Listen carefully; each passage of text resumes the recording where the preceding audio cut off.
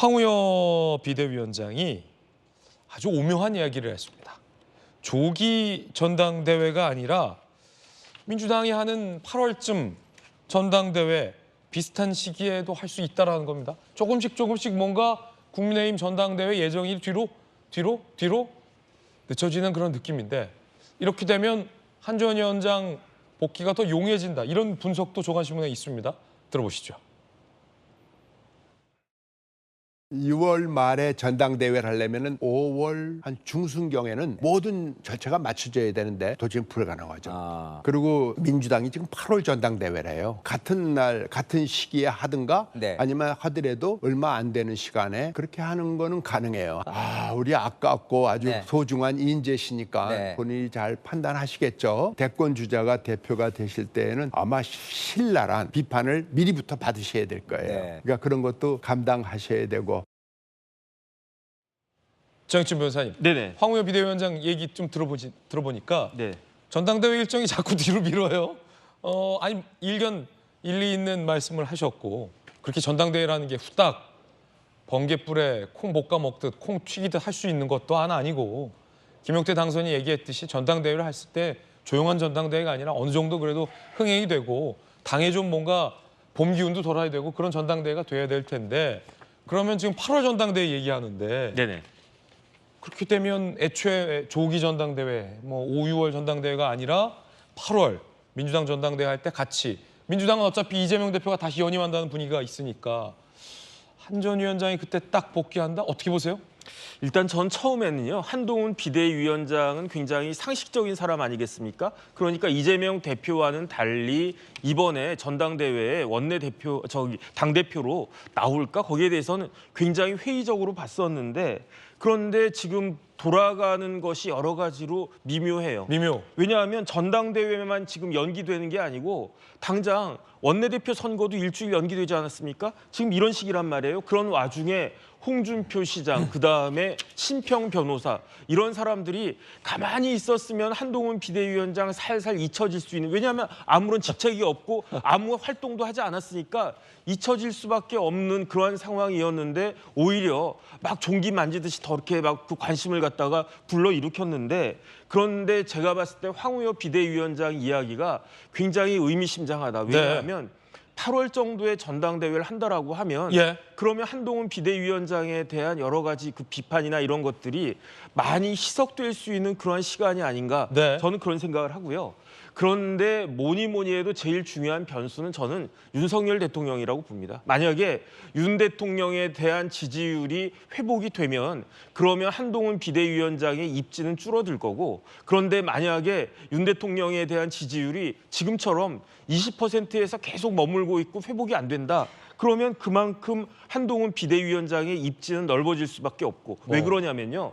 저는 이번 총선을 통해서 국민의힘을 지지했던 보수 지지자들이, 보수 유권자들에게는 두 종류의 감정이 있다고 생각을 해요. 두 종류의 감정이요? 첫 번째는 분노예요. 아니, 어떻게 질 수가 있냐, 어떻게 지금 말도 안 되는 일이 벌어졌다, 여기에 대해서 책임을 져야 된다. 두 번째는 뭐냐면은 제가 봤을 때는 공포 아니겠습니까?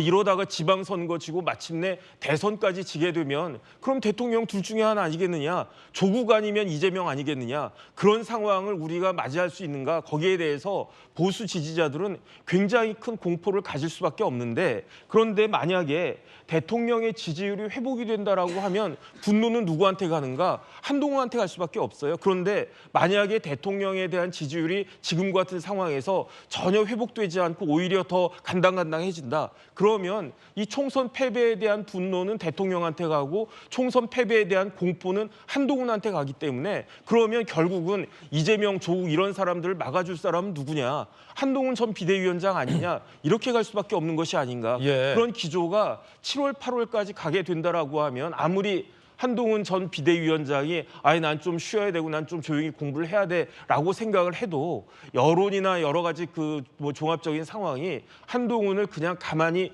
내버려 두지 않을 수도 있겠다. 저는 그런 생각까지 듭니다. 이른바 대안론으로서 8월쯤이면 날씨도 덥고 한전 위원장이 부상할 수 있다. 대안론으로. 정법전의 관측입니다. 자, 상황이 이렇게 돌아가자 당권 주자들이 견제구를 던집니다. 안철수 의원, 집권당이 비대위 체제인 건 바람직하지 않습니다. 전대를 빨리 해야 합니다. 유승민 전 의원, 책임지고 물러났다 또다시 출마. 국민들께서 당의 변화라고 봐주겠나. 당권주자 A씨, 비대위 전대를 늦게 열고 다른 것을 한다면 월권. 굉장히 좀 가시돋친 얘기들이 나오고 있습니다. 조기현 부위원장님, 뭐 다른 당이긴 합니다만 비대위가 전대를 늦게 열고 있다라고 얘기하고 있어요. 황우여 비대위원장 얘기는 특정인을 염두에 둔 건 아니다라고 말은 했지만 당권 주자들 내에서는 이거 돌아가는 모양새가 한동훈이네라고 의심하고 있다는 건데 어떻게 보세요? 당연히 그럴 수밖에 없는 그래요? 상황 같습니다. 예, 지금 워낙 지금 차기 당권 주자들 중에 지금 안철수 당선자나 유승민 전 최고위원 같이 본인들이 이 문제를 비판하니까 이제 언론에서 다루어지지 아니면 지금 차기 당권 구도에서 부각되는 인물이 없지 않습니까? 예. 한동훈 전 위원장 관련 기사가 사실 전체적으로 도배되고 있습니다. 대세처럼 되고 있거든요. 본인의 의지와 무관하게 차기 전당대회 한동훈 출마는 거의 기정사실처럼 돼가고 있으니까 뭐 안철수 당선자나 유승민 최고위원 같은 경우에는 불만이 있을 수밖에 없겠죠. 근데 생각보다 황우여 비대위 체계가 관리형이지만 어쨌든 전대 룰 개정의 문제도 있고 총선 후 패배 이 수습 과정 이런 부분을 안정적으로 하면서도 전당대회 흥행까지 할 수 있다는 기대 또한 있는 것 같습니다. 이런 분위기면 8월 전대설이 힘이 실릴 수밖에 없는 어허. 상황이거든요.